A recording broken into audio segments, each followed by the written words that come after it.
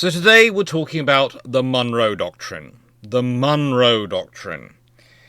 Now, I'm sure many of you have heard about it, and many of you will presume this is a well-researched, well-rounded document that drove American foreign policy for over a century.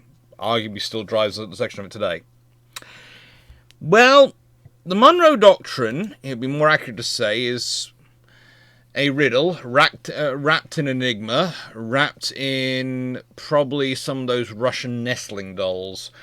Quite simply because the Monroe Doctrine is actually not a piece of paper. It's not. It's a series of speeches, some acts, which are all said to encompass portions of it. And this is what this video is going about. I'm going to read out probably the two most important sections of the two most important speeches which define it, which are, quite simply, President Monroe's seventh annual address to Congress, not second. It was on the 2nd December 1923, and President Roosevelt's fourth annual message to Congress. Those are the two closest things we have to an actual, believe it or not, document that enshrines the Monroe Doctrine in one place. Speeches by presidents, one of whom was an orator.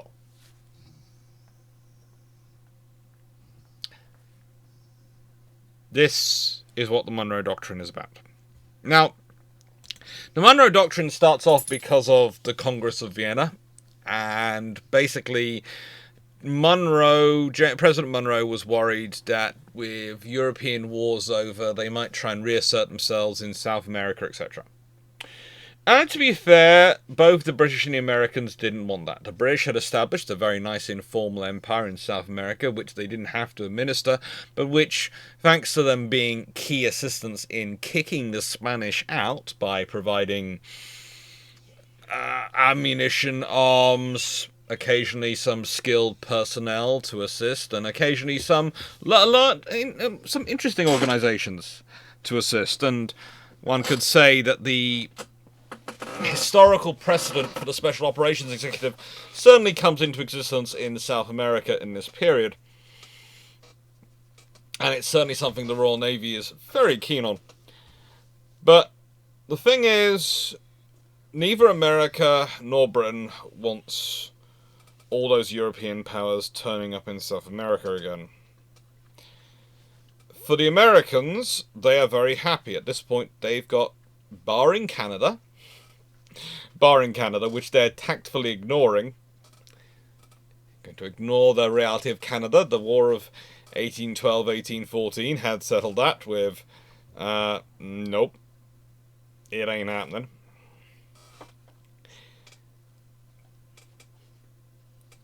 The Americans were looking at the vast swathes of the Americas and thinking, we've got this place to ourselves. Now, please note, there are problems with this. And there are problems with its feeling and how people approach it. But this is also the beginning point of when there is the difference between the rhetoric and the reality. Because, let's be honest, the US forces in 1823 aren't worth really the paper they're being written on. They aren't, because once again the US Navy built up, the US Army built up, and then pieces out, and Congress goes, cut it all!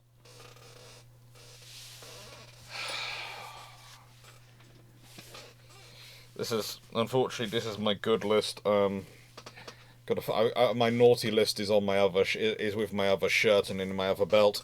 But basically, every member of Congress that there has been is probably on it. The reality comes that the Americans find themselves in the situation they do because of that. But this kind of works for Britain. Now, you have to remember, at various points in history, the British will, during the first 100 or so years of this period, with the Monroe Doctrine around, the British will offer to make it a joint declaration with the Americans. And the reason they'll offer to make it a joint declaration is because, frankly, the British don't want anyone else getting involved either. But the Americans like to pretend they're going it alone. Now, the point about the Monroe Doctrine, and the really interesting point about it, is once it's made as a declaration, is realistically, it means that if you are a European power and you're going to get involved in trying to cause trouble in South America or Central America or anywhere else, the Americans are supposed to try and do something. And most of what they can do in practice is hope that the British get involved. Now, why am I saying this? Isn't because the British are the world's superpower or anything like that. No. Britain's the world's preeminent power, primus inter pares, but mostly it's the world's dominant naval power. And none of the European powers are getting there. No one else is getting there if the British decide to use their navy to say no. It's not happening.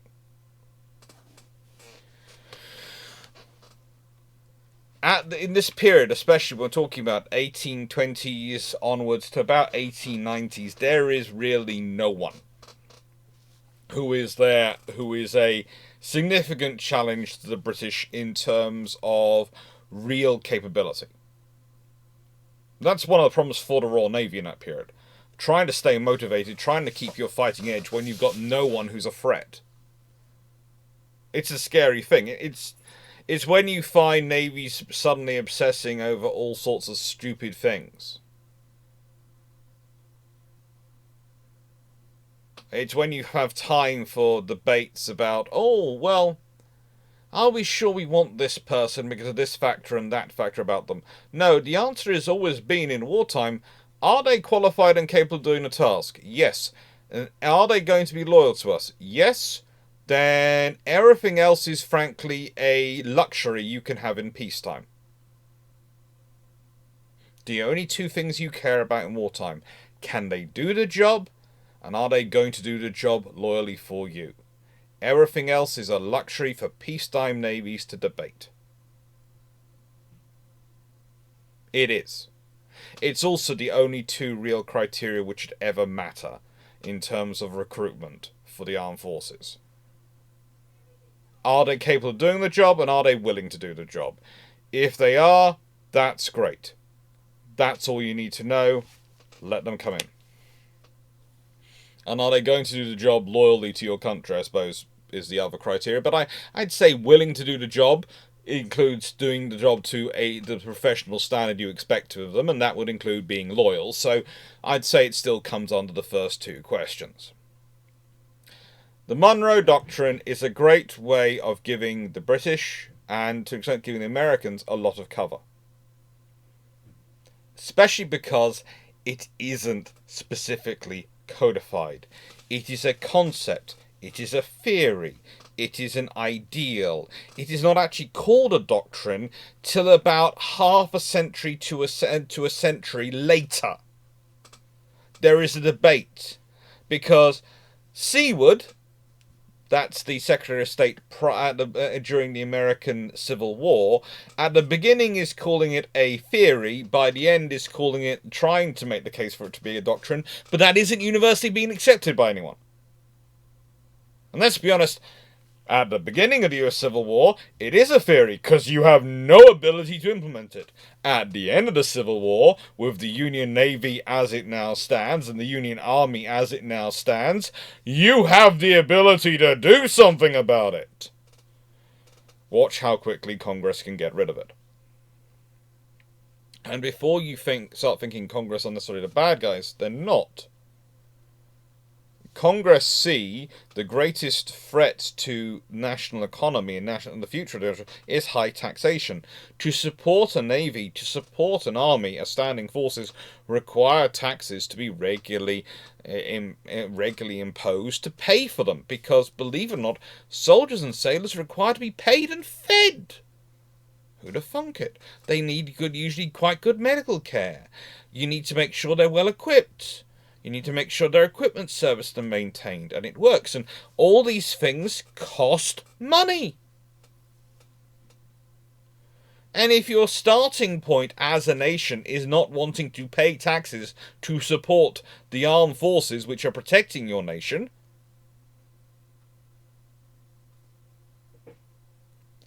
you're going to always have a hard time making that case.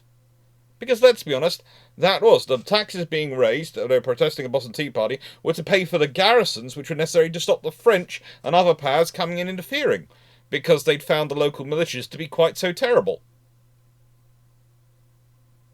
That's what the taxes were about. And after the war was over, the Americans were going, why are we still paying this tax? Well, you need to maintain these garrisons to defend you. Also, they help us keep control of you, but the main thing is to defend you, actually. We don't need this money to keep control of you. And we especially don't need infantry. For that, we need more... how do I put this? More sort of... grenadier... well, not even grenadiers. More sort of gendarme-style mounted cavalry, to an extent. And, yeah... That's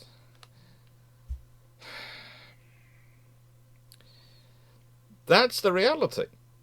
That's America's starting point. So it's never a surprise to me when through history you consistently have these things being argued against, because at the base point, the American starting point is, we don't want to pay tax. And yes, there are other issues going on there, but that's the thing which drives them to actually do something about it. There are other issues which get swept up into that. I agree, and I will support the argument of, but let's be honest, the thing that motivates them ultimately is the paying of taxes, which were going to support the maintenance of that garrison, the maintenance of the fleet in the area, and all the infrastructure needed to support them. So here is the Monroe Doctrine, and I am going to read this out to you.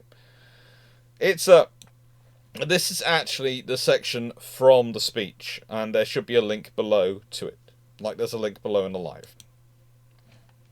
And the speech goes, and this section of the speech goes, a strong hope has long been entertained, founded on the heroic struggle of the Greeks, that they would succeed in their contest and resume their equal station among the nations of the earth. It is believed that the whole civilized world take a deep interest in their welfare, although no power has declared in their favour. Yet none, according to our information, has taken part against them.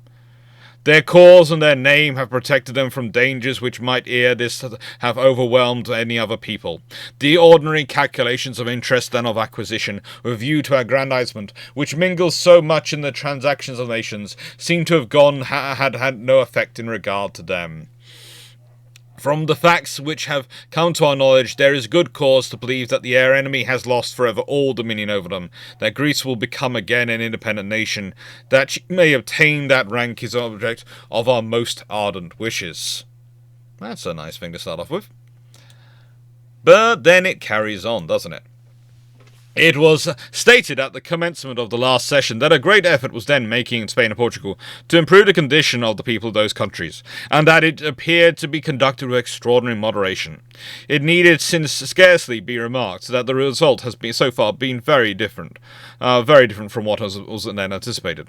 Of events in that quarter of the globe, with which we have so much intercourse and from which we derive our origin, we have always been anxious and interested spectators. The citizens of the United States cherish sentiments the most friendly in favour of the liberty and happiness of their fellow men on that side of the Atlantic. In the wars of the European powers in matters relating to themselves, we have never taken any part, nor does it comport with our policy to do so. War of 1812 to 1814, allying with Napoleon. Yeah, not quite sure about that one. It is only when our rights are invaded or seriously menaced that we resent injuries or make preparation for our defence. With the movements in this hemisphere, we are of necessity more immediately connected, and by causes which must be obvious to all enlightened and impartial observers. The political system of the Allied powers is essentially different in this respect from that of America. This difference proceeds from that which exists in their respective governments and to the defence of our own, which has been achieved by the loss of so much blood and treasure, and matured by the wisdom of their most enlightened citizens, and under which we have enjoyed exemplary, unexampled felicity. This whole nation is devoted. We owe it, therefore, to candour and to the amicable relations existing between the United States and those powers to declare that we should consider any attempt on their part to extend their system to any portion of this hemisphere as dangerous to our peace and safety. With the existing colonies or dependencies of any European power, we have not interfered and shall not interfere, but with the governments who have declared their independence and maintained it, and whose independence we have, on great consideration and on just principles, acknowledged, we could not view any interposition for the purpose of oppressing them or controlling in any other manner their destiny by any European power in any other light than as a manifestation of unfriendly disposition towards the United States.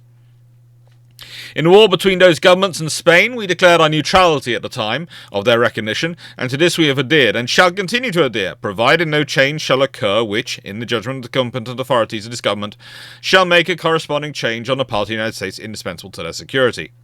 The late events in Spain and Portugal shew that Europe is still unsettled. Of this important fact, no stronger proof can be adduced than that the Allied powers should have thought it proper, on any principle satisfactory to themselves, to have interposed by force in the internal concerns of Spain.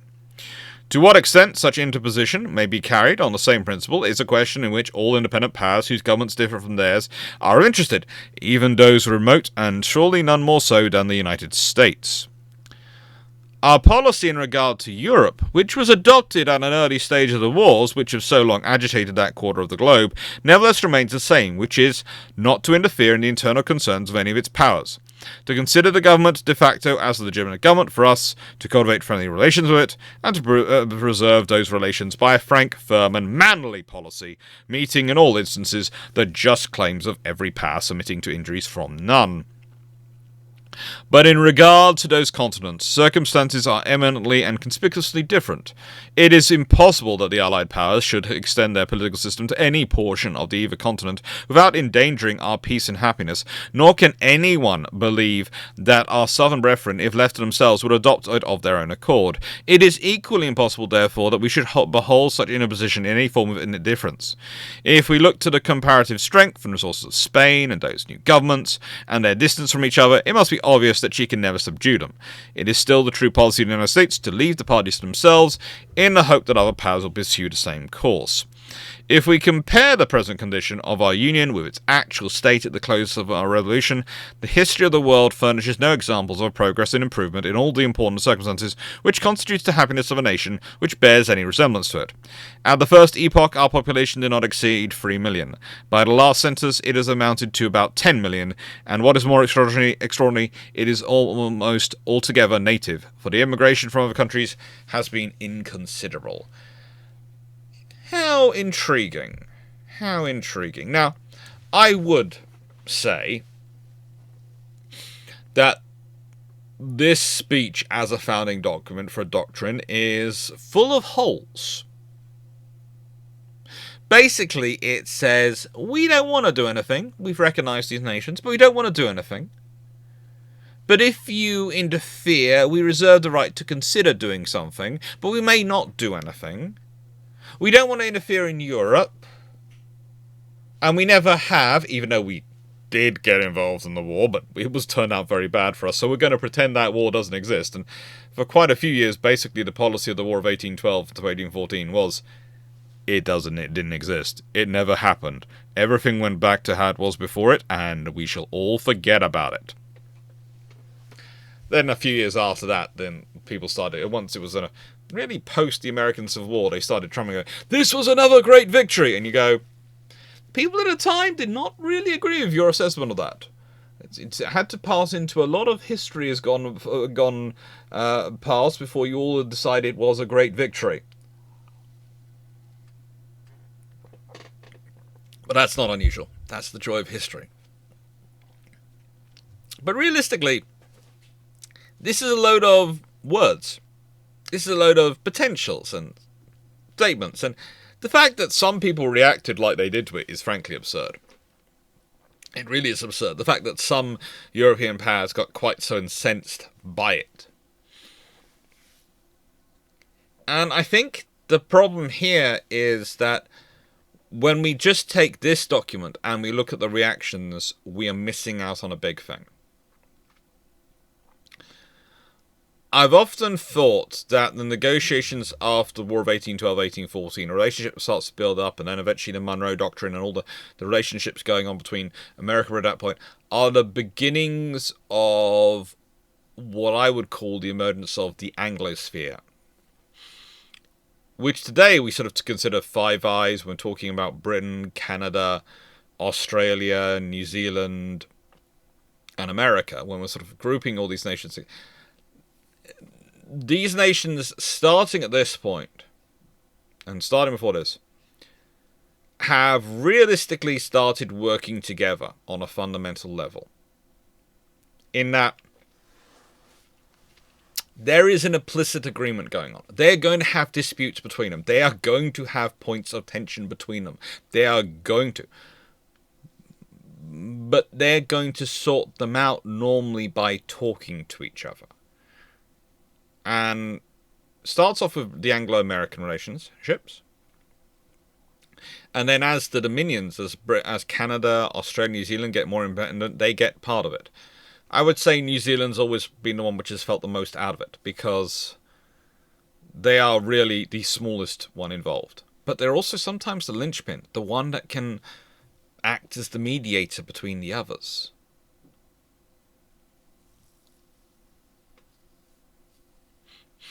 The one that can help bring about some discussion. And why am I saying this? Because despite the Americans turning down making this a joint declaration of British, I would say probably because for the Americans to do so would be undermining their own independence and own sovereignty by admitting that basically it's the British who are going to enforce that.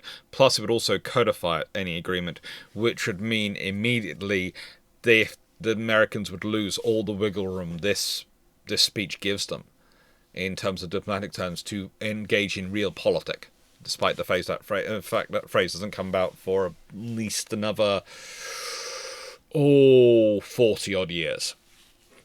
At least another 40-odd years before you start talking real politic as a phraseology.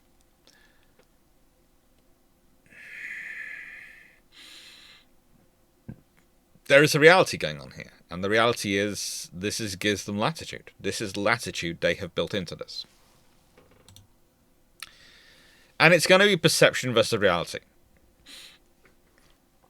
And one of the things I want to talk about is this image. I'm going to be referring to it at the end a lot and discussing it through, but, it's what is the Monroe Doctrine about? What is it? Is it going to be is it a separate entity? Is it a component of Pax Britannica? Built around the shared value of neutrality to sea and the shared value of commerce going around the world, on the seas, and the seas should be open. Freedom of the seas is a very interesting concept, and again, it's something which starts to bind the Anglosphere nations. It starts to build up at this point. They're all happy with the seas being free when it serves their interests. They're all happy with closing down the seas when it serves their interests as well. Let's be honest about that, they are. In World War I, the moment the Americans joined the Allied side, suddenly they're not protesting about sending supplies through to Germany and freedom of the seas, are they? And it's the same with World War II. Although in World War II, they're never really protesting about sending supplies through to Germany because they seem to already not... There seems to be enough of them who don't like the government of Germany at that point that they're going, no, we're not going to complain too much about this one. And we also kind of expect what the British are doing because whilst we haven't funded our way to being the equal world naval power, we've got a treaty which allows us to be, but then Congress hasn't put the money in. So we aren't, so the British are still world number one for the 20s and 30s. It's a joyous piece of history. Just look it up before you start going, no, we were... No. America had the ability to be and could have been. By treaty, they could have been the same equivalent power as Britain, but Congress just didn't give them the money, so they weren't.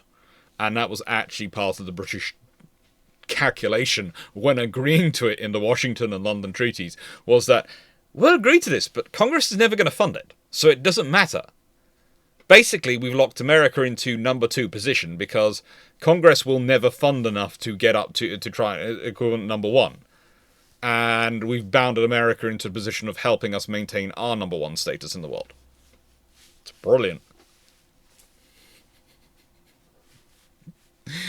The naval treaties, when you read, when you start to look through them with a slightly more cynical perspective, you start to think, hang on, how well did some powers do out of this treaty? Because it made their lives a lot easier from a political perspective. From a naval perspective, it was absolutely most terrible. From an actual operational perspective and the reality of leading to World War II, terrible. But we'll leave that to one side. That's a whole other series of videos I've done elsewhere on this channel. But the Monroe Doctrine? Yeah, the Monroe Doctrine basically is the beginning of Pax Americana. But it's also the beginning of America asserting itself on the global stage and having something to assert itself. But there is a perception versus a reality, because for a lot of this period, we're talking about the largest trading power with South America is Britain. And at several points, the American Navy is actually weaker than the South American navies. At several points, the Chilean Navy is more powerful than the US Navy, let alone the Brazilian. And that's not good for the Americans. That's not good for their confidence. But that's the reality of the situation because of what they're prepared to fund.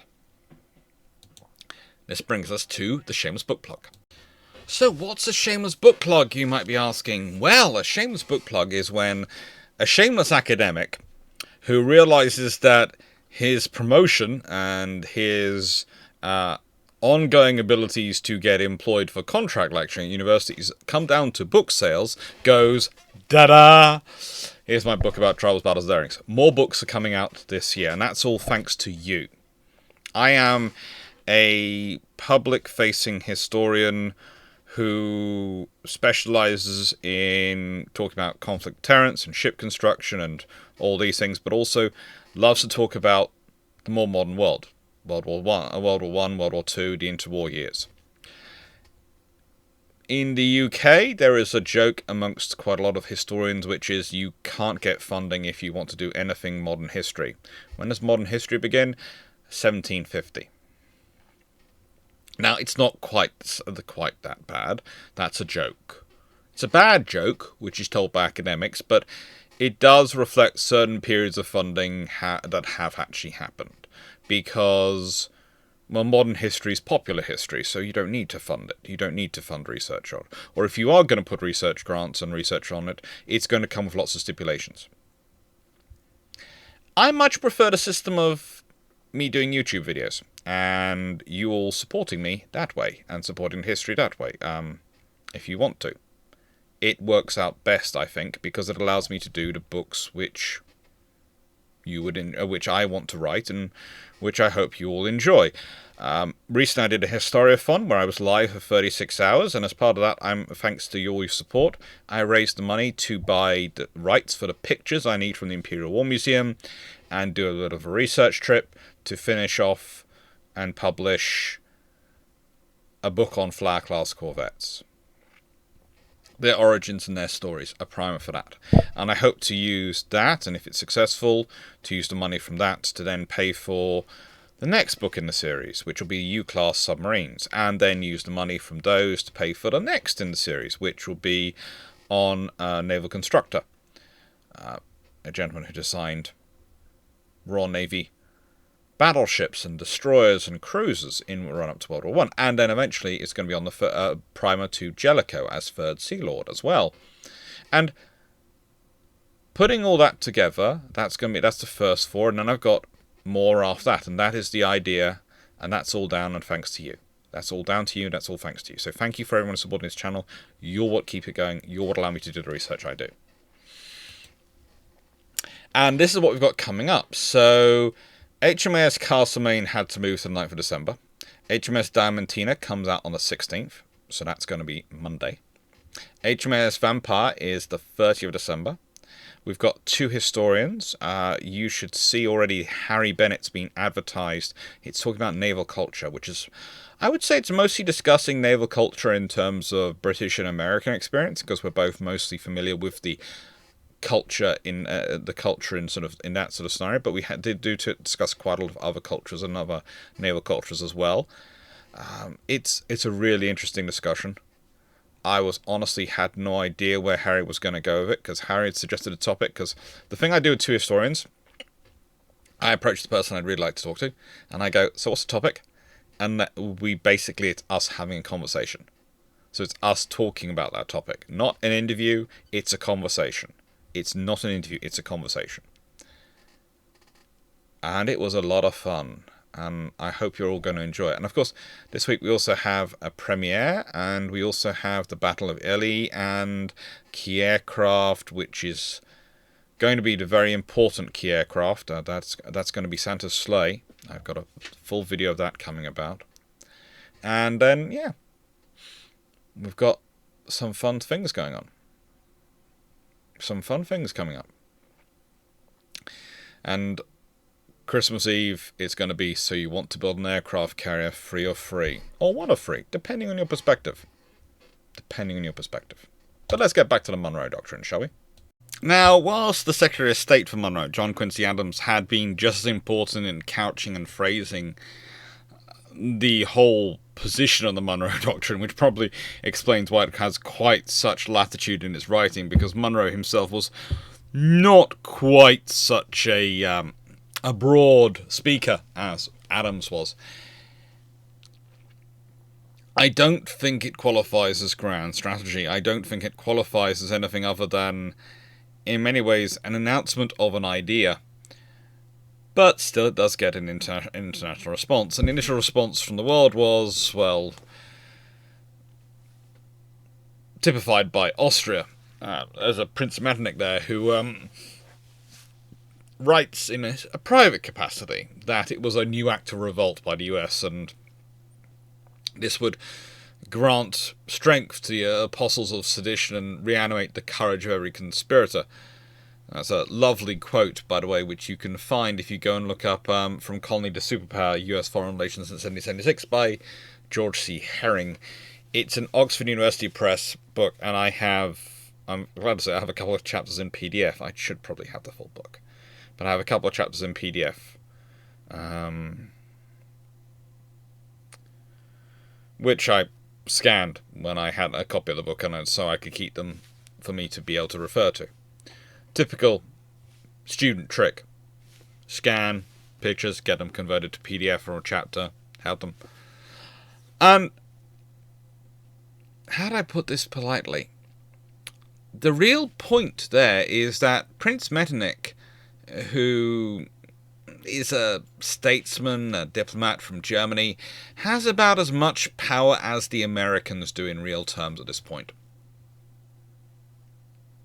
In fact, quite a lot of the powers who are complaining, the European powers who complain most about this, and most loudly, are powers who have been forced by the legacy of the Napoleonic Wars into, you would say, second, third, or fourth rank status. Let's be honest, Germany and Italy at this point are soon going to be subsumed by their unification conflicts and the various actions there. So the city-states and the views of the people involved in that point don't really matter.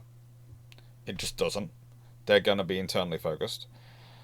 The French have got some interests in South and Central America, but not so much that they are really, and specifically the wording on the document says that anyone with existing interests, they're not going to get involved in it.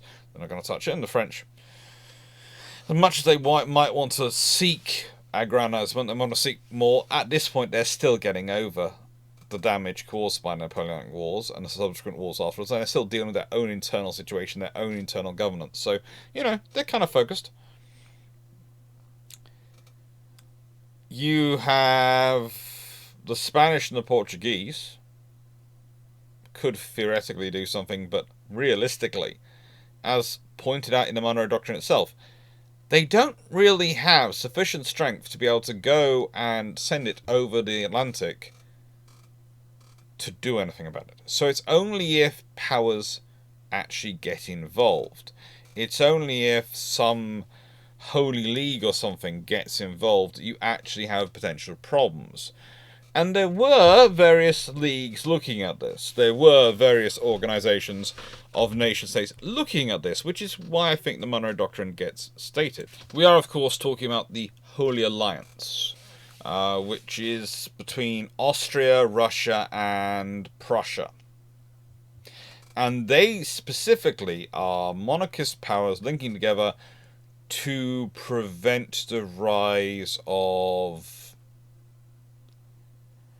liberalism.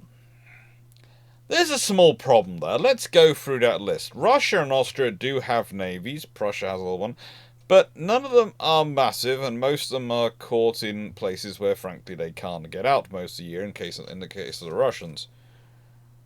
And whilst they were keen on the idea of helping the South American nations return to the fold of monarchy under Spain and Portugal, the likelihood of them actually doing anything without the help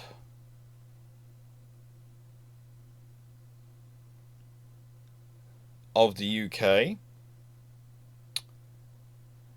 and other powers was very low. But the British, because King George IV consented in terms of his capacity as King of Hanover, but didn't get Great Britain to consent because the politicians said no, was in a bit of a tricky situation. And this is where the Monroe Doctrine also helps out, because it allows the things to be stated without the British needing to state it and risk causing trouble themselves. Specifically with their own head of state, who was going to have a, how do I put this politely, a come to Wellesley moment, if not a come to Lord Castlereagh moment, who was the Foreign Secretary at the time. There was, how do I put this? Yes, the party in government for George IV's reign might have mostly been Tories, but there is a limit to what they are going to tolerate. The party of Peel, and it is becoming the party of Peel at this point,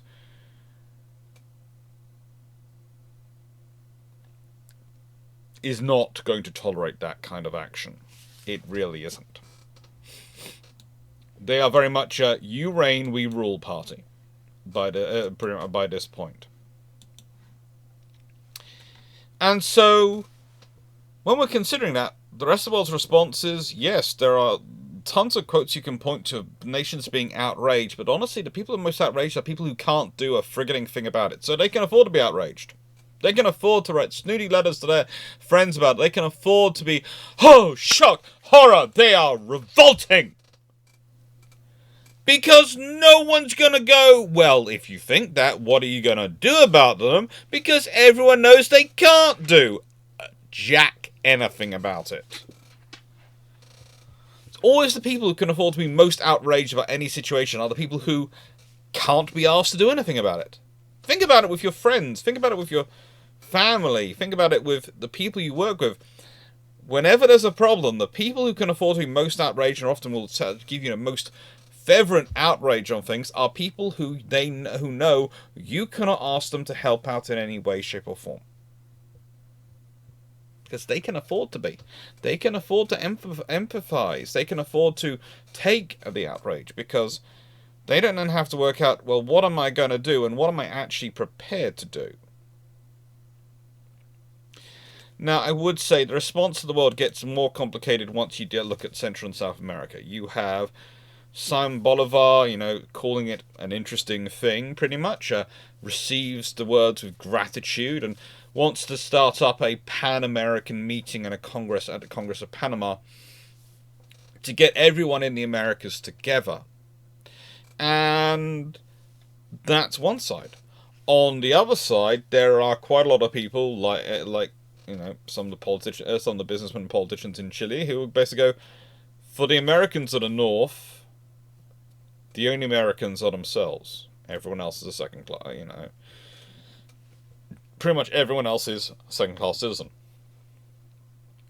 And there's also the reality of what happens in the events as time goes on.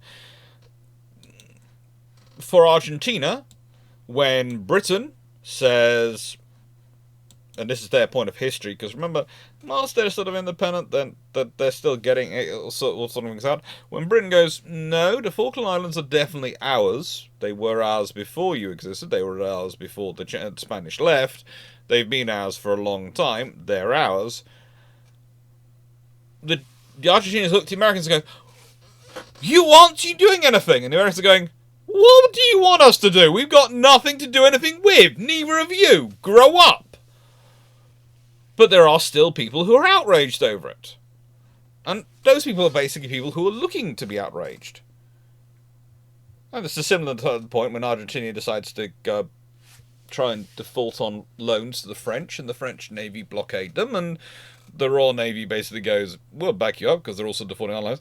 And the US, and this is between 1838 1850, 12 years. They look to the Americans, and the Americans do nothing. Because, honestly, and this was the case made, the Americans didn't have the capacity to do anything, but also look at the wording in the Monroe Doctrine. The British and the French aren't taking over your colony and taking over you, they're blockading you, because they want you to pay the bills.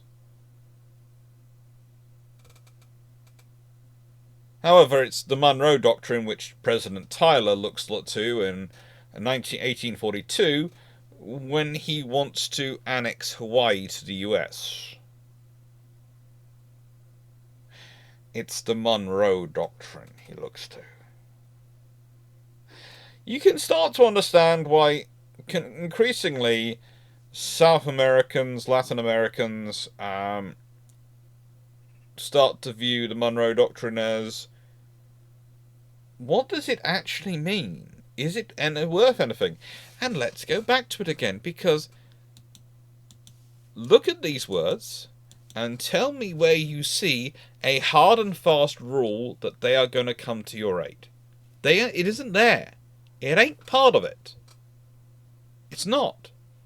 The thing about this speech is that people can read into it what they want to read into it. They can project into it what they want to project in it. This is the problem with the Monroe Doctrine.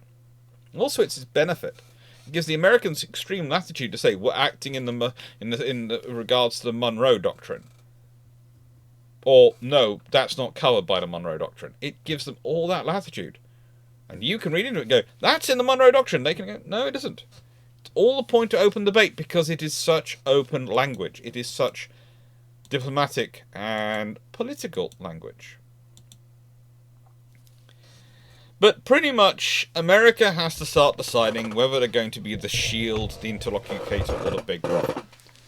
Whether they are going to be, and this grows through the 19th century, whether they are going to be the ones who are going to trying to supplant European influence in Latin America, whether they're going to be the communicator between Latin America and the rest of the world, whether they are going to be the guiding hand for Latin America, what are they going to do? And the problems start to really come to a head 1870s onwards, because after the Civil War, it's after America has grown its stuff to the capability that it can do these things. I did love one of the points raised, and this was raised in various little sort of books around the subject of South America. But there are points when there are even things like Spain occupying the Chincha Islands in 1865. These are off the coast of Peru.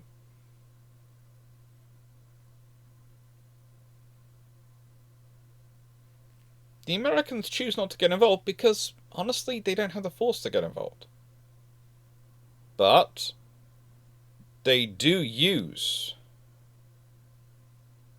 they do use the Monroe Doctrine as a reason to get involved and deal with Emperor Maximilian.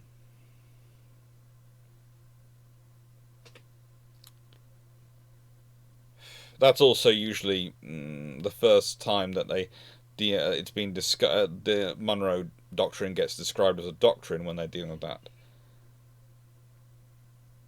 But where you find this most coming up is in the caricatures, in the cartoons of the period. But there's often some interesting things in this cartoon, because let's be honest, you're twisting a lion's tail, and it's a sort of mildly emaciated lion, etc. And you look like a nice large gentleman. Twisting a lion's tail can make you look both strong and rather stupid. Can't it?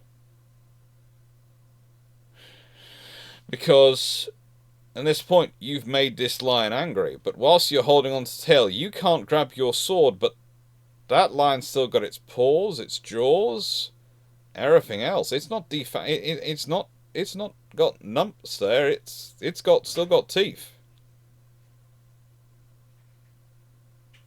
So yeah, you have maybe stood up to the lion. You've maybe given it a fright, hence the crown off. But you've also just taken a lion by a tail, and that's not necessarily the most sensible position for your safety, is it?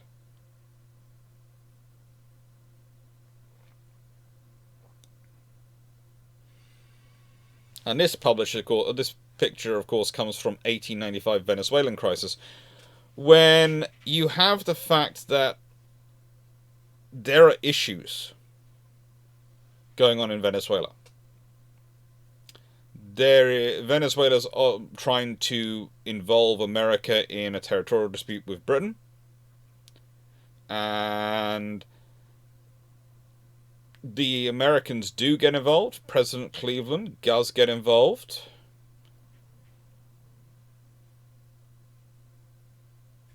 Things don't go well, because the Americans turned down a joint meeting to turn the Monroe Doctrine into a joint declaration.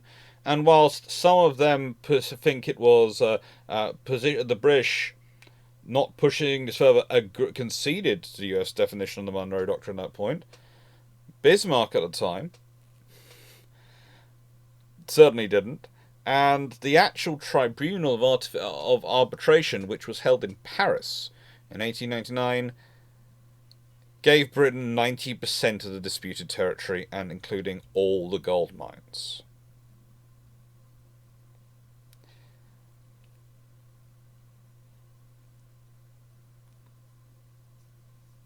Lots of people were disappointed by this, but the Americans did nothing. Because in the end, yes, they could stand up, they can make a loud pointy noise at this point, but in 1895, 1896, if they wanted to get smashed, they just had to look at the British and try and pick a fight with them. It wasn't going to happen. They knew that. And this is why this cartoon is quite funny, because yeah, you've twisted the tail, you've annoyed the British at this point, but unless you're prepared to invest in your armed forces, you can't do more than this and then run away.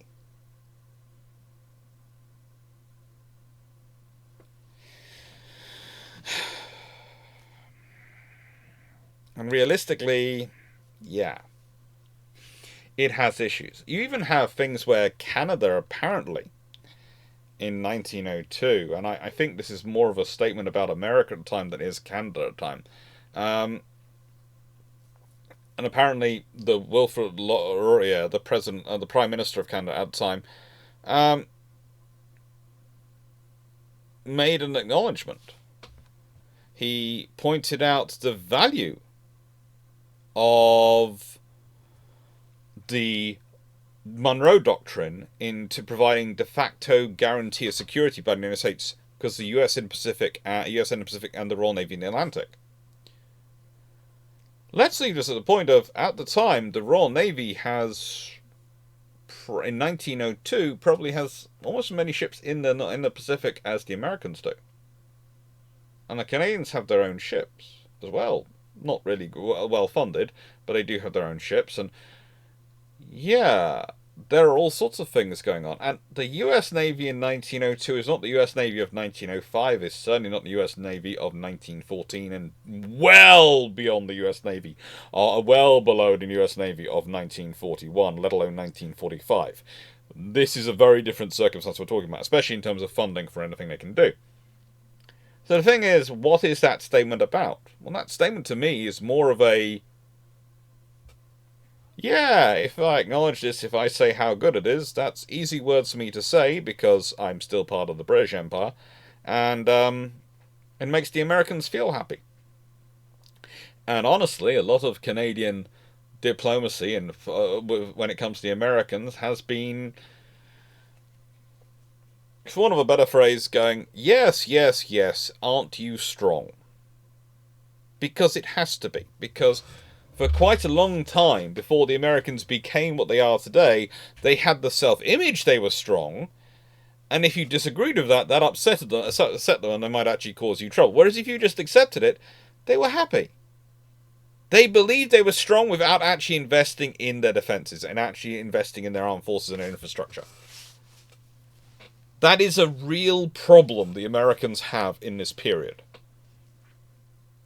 And again, it's the people are strong, the country has great potential, the government is the one not investing, because, as a rule, they don't want to raise taxes. They don't want to use the money, and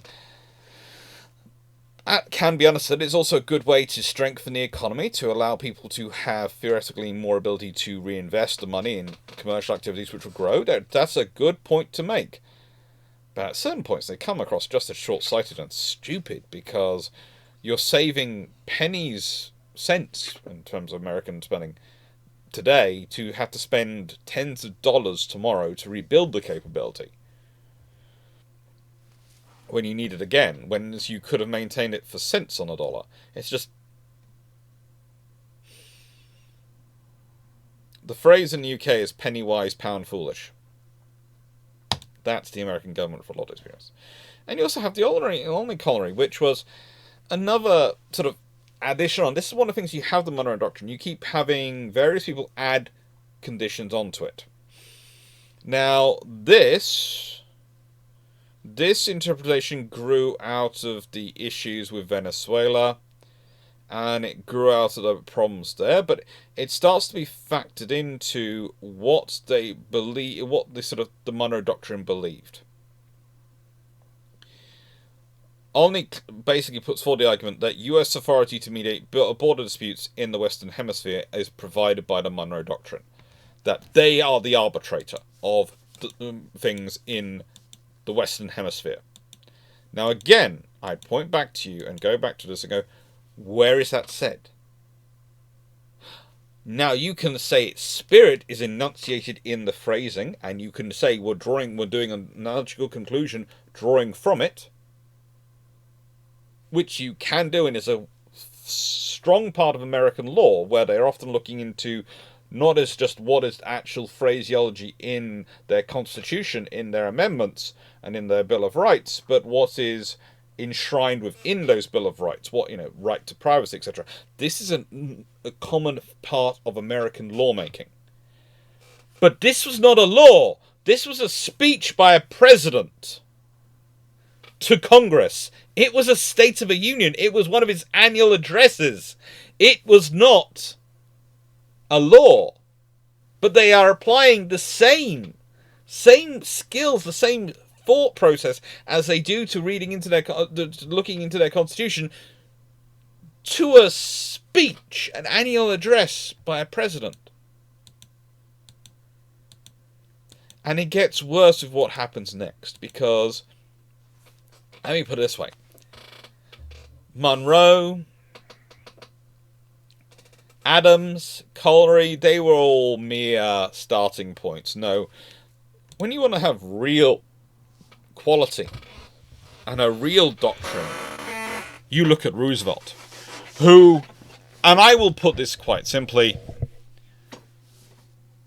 using the cloak of the Monroe Doctrine, writes the Roosevelt Doctrine. I know it's called the Roosevelt Collery, but this actually does become various acts which are passed various pieces of law and this speech which sums it up. And when I read this out to you, which I'm going to, you'll realise how significantly different the language is from what had been in the Monroe. Now it's long, so give me a second to warm up.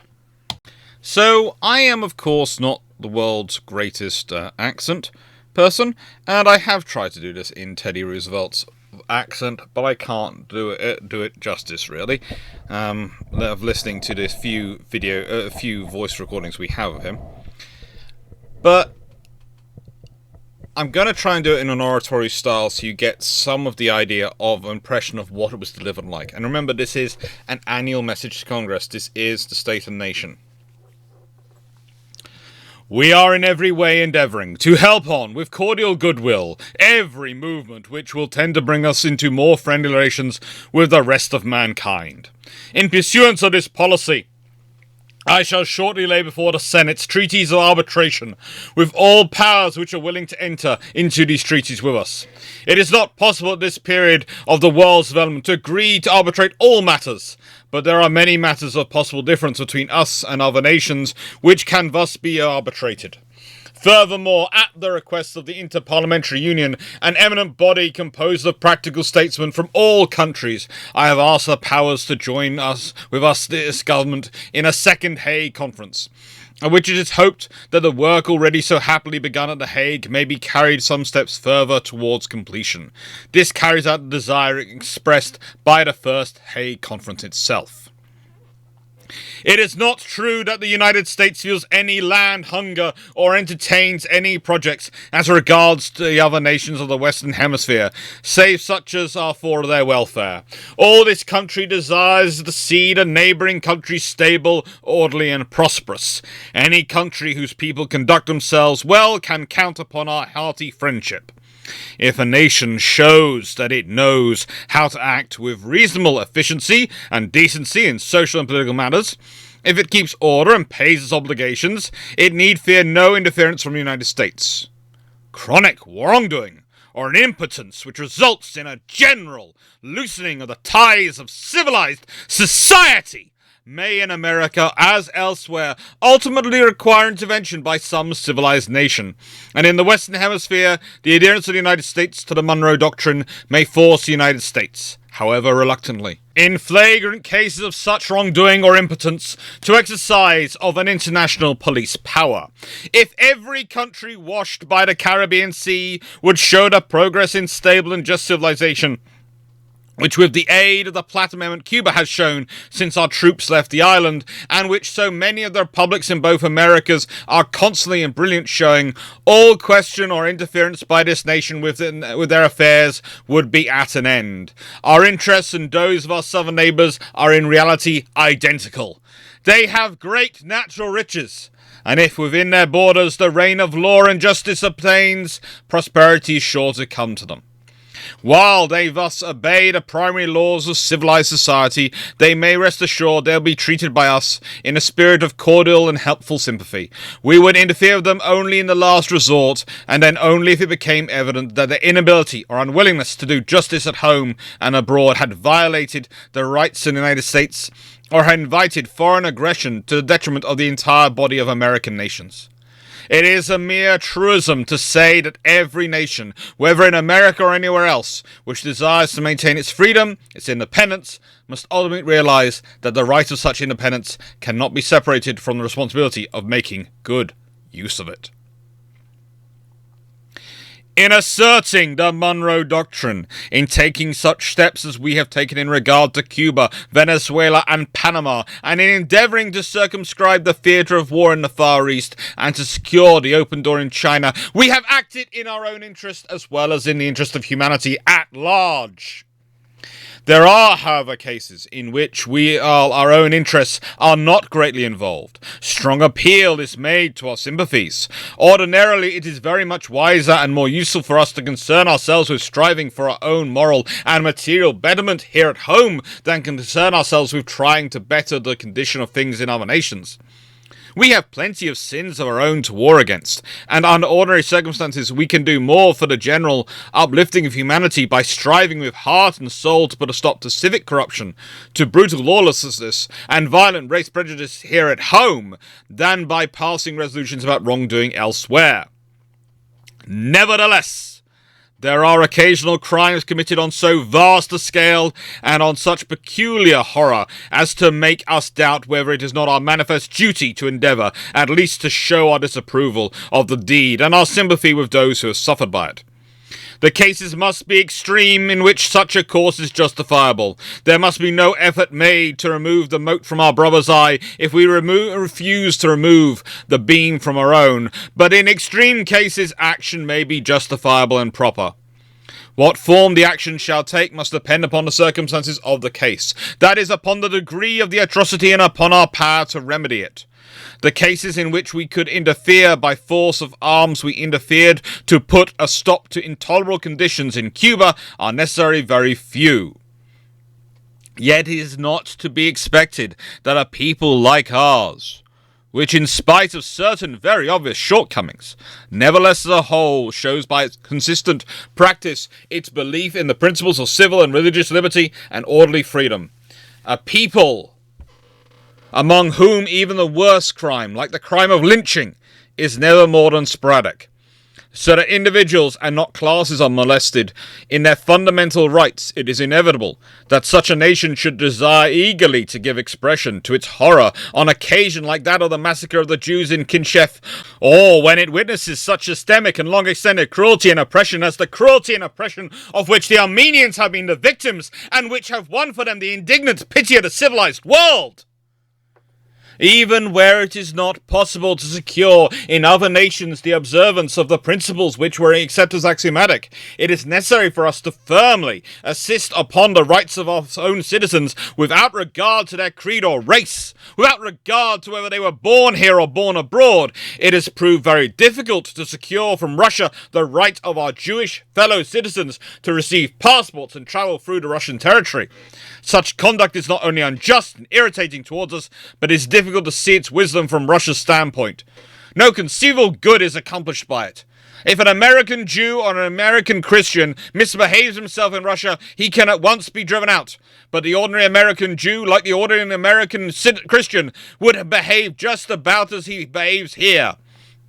That is, behaves as a good citizen ought to behave, and whether this is the case, it is a wrong against which we are entitled to protest, to refuse him his passport without regard to his conduct and character, merely on racial and religious grounds.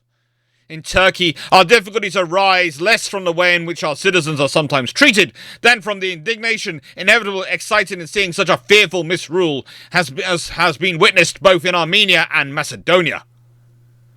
The strong arm of the government in enforcing respect for its just rights in international matters is the Navy of the United States. I most earnestly recommend that there be no halt in the work of upbuilding the American Navy. There is no more patriotic duty before us as a people than to keep the Navy adequate to the needs of this country's position. We have undertaken to build the Isthmian Canal. We have undertaken it to secure for ourselves our just share in the trade of the Orient. We have undertaken to protect our citizens from their proper treatment in foreign lands. We continue steadily to insist on the application of the Monroe Doctrine to the Western Hemisphere. Unless our attitude in these and all similar matters is to be mere boastful sham, we cannot afford to abandon our naval program. Our voice is now potent for peace, and is so potent because we are not afraid of war. But our protestations upon behalf of peace would neither receive nor deserve the slightest attention if we were impotent to make them good. And that is the Roosevelt Colliery. Now, yes, he does put various articles of arbitration before the Senate, and they pass. But it is far stronger language than Monroe, and it can be stronger language, because Roosevelt's building the armed forces to go behind it. It's a sham without those armed forces. It's a sham without necessary investment. But it's also what has happened to America in that time.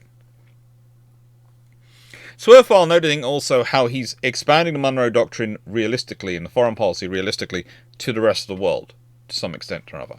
He is beginning the transformation from what we tend to call the early continental Monroe Doctrine period to the Pax Americana. And it's starting off in 1904. It's been starting off a bit earlier, but yeah, Roosevelt is kicking it off because, to be honest, at this point with America is sufficiently large that it needs world trade in order to trade with itself at this point, especially because of the infrastructure, because of moving ships, moving goods around, etc., and the efficiency of moving ships. So, often trading with America is world trade, even internally, because if you're going between the coasts, sometimes it's easier to ship things by ship, literally through the Atlantic and through the Panama Canal, or before that, around South America, or even actually sometimes if the ships are looking for a more peaceful route because what they're carrying is a very dangerous cargo, or cargo which doesn't want to be disturbed by fierce storms, they'll go across the Atlantic, through the Mediterranean, through the Suez Canal, through the Indian Ocean, and across the Pacific, because that's a calmer route for them. That's a more equitable equatorial circle route scenario. Now, the thing is, why are they working in collieries? Why are they not working in acts? Why are they not codifying? Why is America, the archetypal codified constitution, the archetypal we write these things down, working in such vague texts? Well, my view is this is foreign policy. This is international relations. And the Americans very quickly realized the same rules which they apply to their domestic life, to their domestic politics, to their domestic governance, whilst they're useful in tying the hands of their governments when there is the debate between the citizen and the government, the same citizens don't feel the same urge to tie their government's hands when dealing with the rest of the world. They understand there are advantages and limits to what you need to do, to what's going on in the world and what they need to do. And in the case of the Lodge Colliery, that's a really fun thing, because basically this extends it's not just now governments, but to foreign companies who they find problems with. And I did actually ask a question during live of whether the people viewing thought they would have generated the same amount of upset if it had been a British company which had been buying, apparently been involved in a process of buying up Magdalena Bay in Mexican California.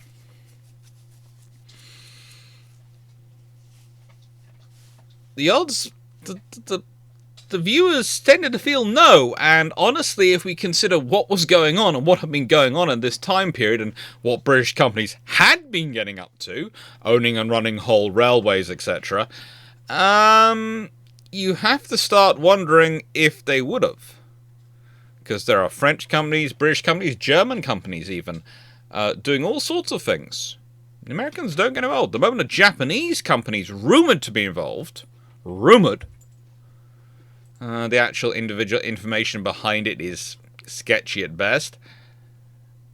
Yeah, the moment they're rumoured to be behind it, comes out of colliery. Another statement of, we don't want this. And this is passed in 1912. Japan is nowhere near what will become. The relations between America and Japan are interesting still at this point, but honestly, in 1912, they are not as bad as they will become by a long way. It's not that long since America was cheering for Japan when they humbled the Russians at the Battle of Tsushima. But this is the truism of international relations. Nations don't have friendships. They don't have brothers and sisters. They have interests. And when the interests align, it's great.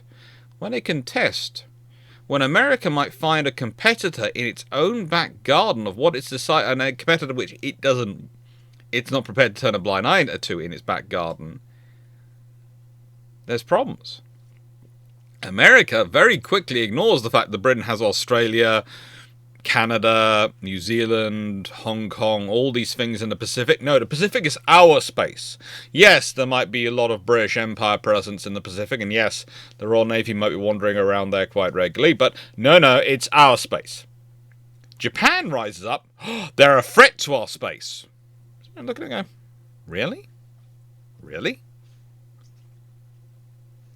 That's what you've taken out from that scenario?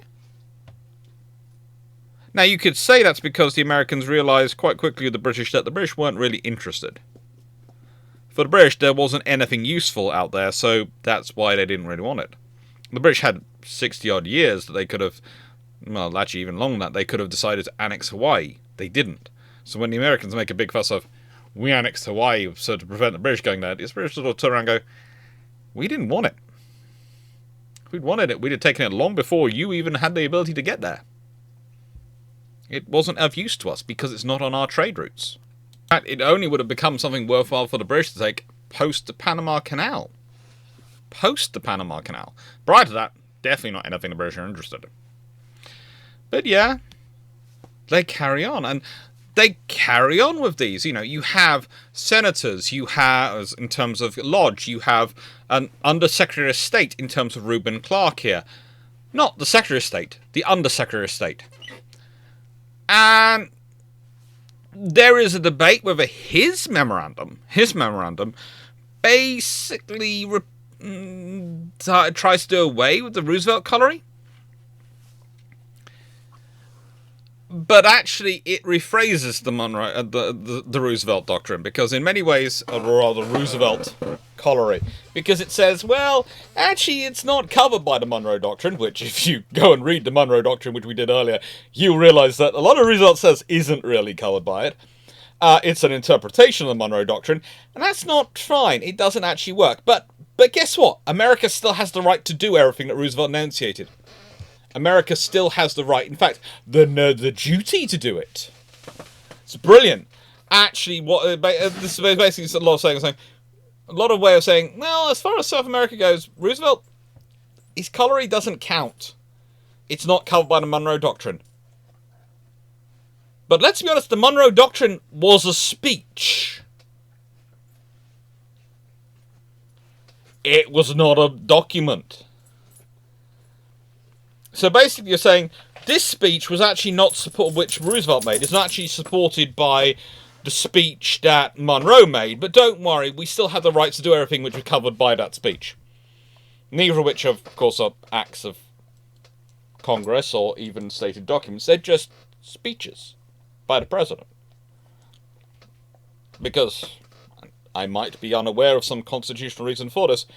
I am, after all, British, I'll hold my hand up. But I don't think the President's address, the annual address to Congress, becomes law the moment they speak it into it. I don't think it suddenly becomes... I thought it was a State of the Nation address, telling the American people, and especially the American government, legislature, what state America is in the world, what its position is in the world, and how it goes. That's not an act. That's not creating a new law. It's not. And then, of course, we have World War II, where... where Secretary of State Cordell Hull gets into a whole fuss with the Free French, because when they take territory from the Vichy French, it's a violation of the Monroe Doctrine. It's a violation of the Monroe Doctrine. Hello. That's terrible. That is terrible. But it causes a little bit of short problems with the Allies, but nothing much, because Roosevelt and quite a lot of senior allies look at him and go, you're probably right in terms of a point of statement and positioning, but... Hello, can I get through, please? But... it's not lap time.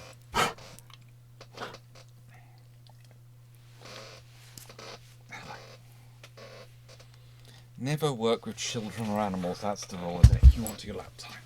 Okay. Oh, big heavy beast.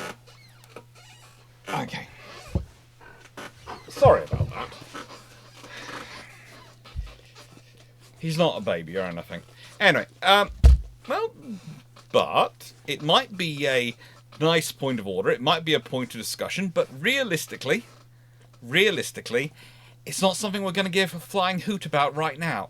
You correct in a certain point, and this is about the conquest of Saint Pierre and Miquelon, but it's not something we want to get into right now. It's not something we want to deal with. It's not a problem we need to deal with right now.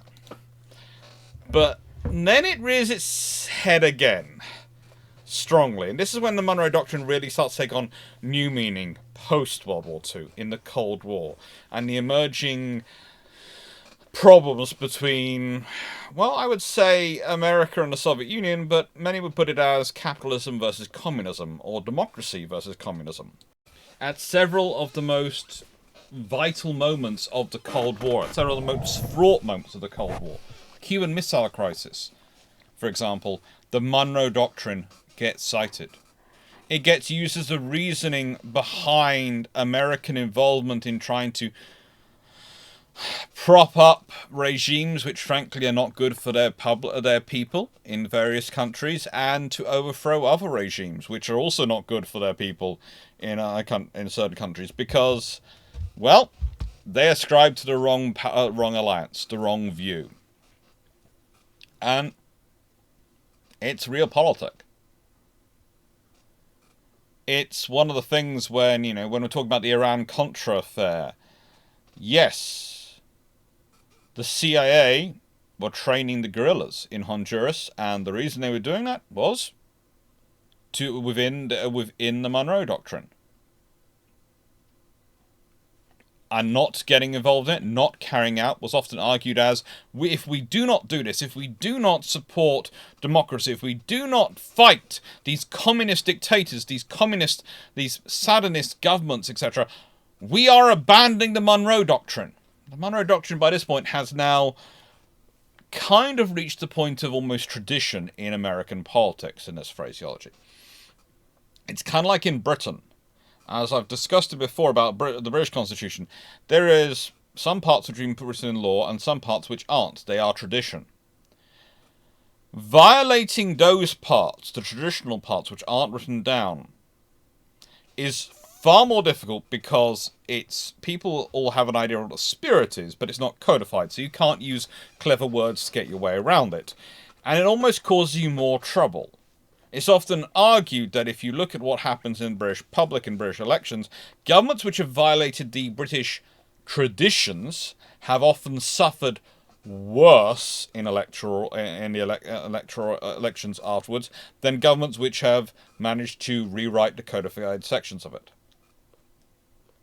I would argue a good example is the recent election in the UK, where the Conservatives have at many points been trying to move beyond certain sections and traditions, and when they traditionally have been the upholders of them, and they suffered at the election because of that. Some would argue some of the responses to COVID, etc. But that's often the reality, that traditions and things which have reached traditions, like the Monroe Doctrine, tend to take on a life of themselves and life of their own and become a power themselves. Because they aren't codified, because you can't go, well, specifically it says this, and I did this. But rather they are loosely worded and never enacted, so it's a spirit of the document. It's always the spirit of the document you're wrestling with. You can't go, well, no. I haven't been intervening. I've been advising. I haven't been, I haven't been dominating. I've been informing. It doesn't have that ability. When you just go, they're the same thing. Well, no, here's the strict definition according to the Oxford English Dictionary or the various US dictionaries. You can't do that with the spirit of a rule, a sort of a thing which is a tradition, a spirit, rather than a codified document. You don't have that ability. Now, this is where we get into modern times, and the Monroe Doctrine, I'm trying to bring it up to as much close to current affairs as possible for you all, because to my mind, yesterday's history, and it's worthwhile to put these things in a broader context. Now, I would say the fun thing about John Kerry is when he says the era of the Monroe Doctrine is over, he also then in the speech calls for mutual partnerships and all sorts of things with within the Organization of American States, which is actually very close to what Monroe originally wrote. Let's be honest, the Organization of American States and the Pan America sort of the Pan American conferences and these things, that's very much what Monroe wanted to exist. That's very much what Monroe's writing. Which is kind of funny. You're saying Monroe's over, yet you're doing the most Monroe thing possible. I would argue what Kerry was actually arguing against was Roosevelt, not Monroe. But the thing is, this is the other interesting thing about politics. For a lot of politicians, they prefer making it the Monroe Doctrine rather than talking about the Roosevelt Doctrine, because you can far more easily argue against Monroe than you can Roosevelt. Because Roosevelt is a far more popular figure in American culture and American politics. So if you said, oh no, the era of the Roosevelt Doctrine is over, think of that from a political point of view versus the era of the Monroe Doctrine. Monroe is an iffy president who some remember, some don't, and really is just a placeholder in many ways. Roosevelt, oh, that's an image. You're fighting against Roosevelt, but he's the archetypal American. He's a historian who becomes president. It's just... and police commissioner. That's actually a fun title to have had, police commissioner. It's something I should probably consider. Now, of course, Trump, well, he's always been quite honest. His view is he's America first. And realistically, Trump adopts a more Roosevelt-style policy, a more interventionist one. And again, calls it, though, I'm reaffirming the Monroe Doctrine, which to me just shows that the current American political generation, doesn't matter which side they're on, don't know their history. Because I'd have thought it would be an open goal for a Republican president to say, I am, no, it's not Monroe, I am supporting Roosevelt, Teddy Roosevelt, I am following the inspiration of him, and clothing yourself in that sort of imagery for political delivery and political strength. But no, they don't. Realistically, for America, it doesn't matter what politics they claim. It's the rhetoric. It used to be the rhetoric was a cover for having no strength. Nowadays, the rhetoric is often a cover for we don't want to admit what strength and what involvement we have. It's kind of slipped. And to be honest, the Monroe Doctrine is probably the earliest example of some real politic going on. And for this, I'm afraid for me to emphasize it, you probably do need to get out of my lap. Am I going to win this argument? No. Okay. So let me explain. This is one of the classic cartoons about the Monroe Doctrine. It's America defending South America from the European powers. But the thing is, I like cartoonists because rather like comedians, or comics, depending on how you want, what you want to call them, they tend to be absolutely fascinating students of human behavior. They tend to study these things a lot, and they pick up on things which they might not even realize they're picking up. Because here's the point. And here is the real important point. You've got Uncle Sam, armed up, looking very brave and strong, protecting everything. And you have got that, and holding off the Europeans. But he's not really holding off the Europeans. Because if you think about it, there's John Bull at the front with his arms out like this. Going, stay behind me, stay behind me. And realistically, this is the relationship. The Monroe Doctrine has set itself up as a way for Britain and America to control the relationship of the rest of the world with South America, with Central America, for about 100 years. It's what it was set up as. And the idea would be that, well, you can't interfere without us on your side, so they have to have Britain on their side, so Britain can keep everyone back and not interfering in what is their economic area. And the Americans can also keep everyone back from not interfering in their economic area by making themselves the heads of the groups. So the Americans are dealing with the America side. That's what they've set themselves up to be. They're dealing with that side. And they've set the British up, by de facto of making it the situation is, as the de facto leaders of the other side. So while at the same time, oh, stay back, the British are holding them back. And that's what you've got. You know, looking very angry, red-faced and shouting and arguing. You've all seen fights like that. You probably have. And a good example is often happens on schoolyards. When you've got two groups who are about to have a fight, if there are two people in there who will have a relationship outside of the playground, might say they belong to another club outside of school where they're friends, but in school they belong to different clubs, you'll often find themselves pushing themselves to the front and being the ones, you know, holding leader and being very agitated towards each other, but also keeping both groups from actually engaging. And it's the same with the Monroe Doctrine. It's a very clever piece of doctrine in that way. It's a very clever piece of international relations. Because as it didn't single out Britain, it didn't antagonize Britain, and it was never structured to. But it basically started off a century of relationship where Britain and America worked together. Not always publicly, not always in full agreement, but they allowed and set them up to always be the other sides. There's an important list you might have heard going down there, and when we talk about the Venezuela crisis, etc. and things. Who's the other power at the head of the Europeans? Oh, Britain. And Britain has able to position itself because it's made it... You need British naval power to get there. You need the British influence to be able to get there.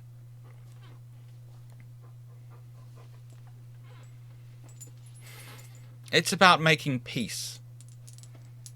It is. It's about building a prosperous, freedom of the seas, economic environment that allows both Britain and America to make their money. And peace is better than war. Peace is better than war. So I always finish videos with a question, and I'm not going to change now. Today, the question is this.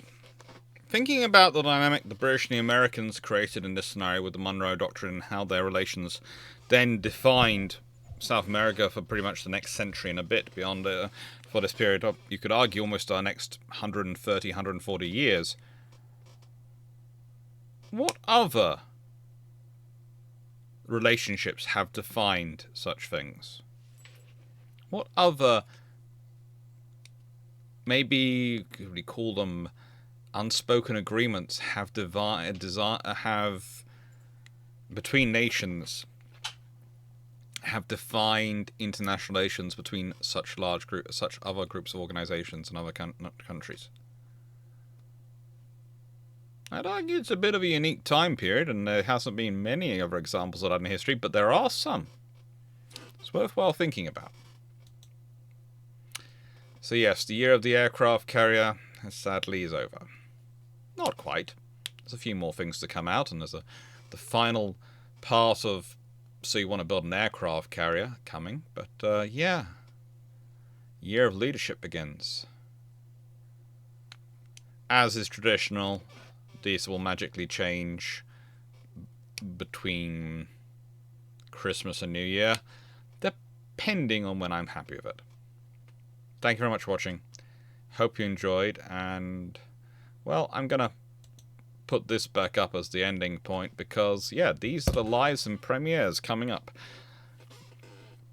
including tribal class destroyers of World War I, what they were like and what they got up to, and yeah, we have a lot of interesting stuff coming up in December and January. I'm looking forward to all of it. Thank you very much for watching. Hope you enjoyed, and take care.